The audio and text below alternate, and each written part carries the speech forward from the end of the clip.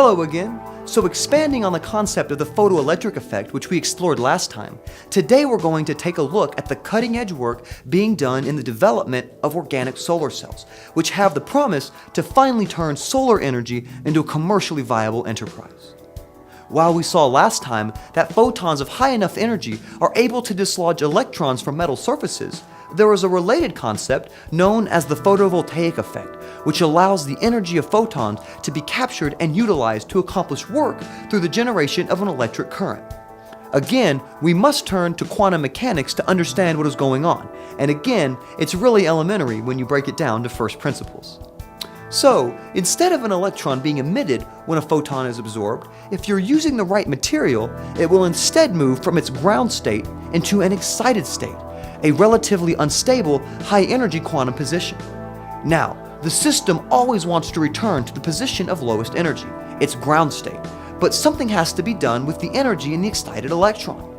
Solar cells take advantage of this excited electron by providing an avenue for the system to return to its ground state while capturing the energy in a useful way. This is done by providing suitable electron acceptors that take the excited electron and pass it on to a conductive material. This movement of electrons generates a current which we can use.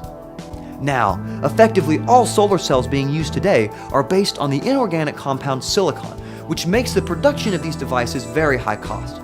In fact, even with government incentives for homeowners to install these solar panels, it still takes a decade to break even on the initial investment. And with the average silicon solar cell only lasting about 20 years, they aren't a realistic option for the majority of citizens in this country. As an alternative to this, extensive research is being done in organic solar cells, devices which use carbon-based molecules to capture light and convert it into energy. These organic molecules are much cheaper to create and implement in solar cells. In fact, one of the pigments in most berries, anthocyanin, is completely suitable for this purpose. Now, while raspberry juice isn't going to solve the energy crisis, technologies based on these kinds of molecules are showing promise towards achieving grid parity.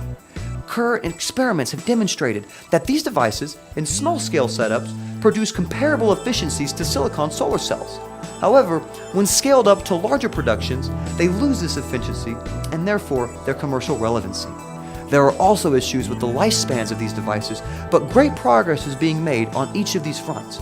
And with the continued investment of money and resources to fund research in these areas, a practical solution will be uncovered. That's it for us.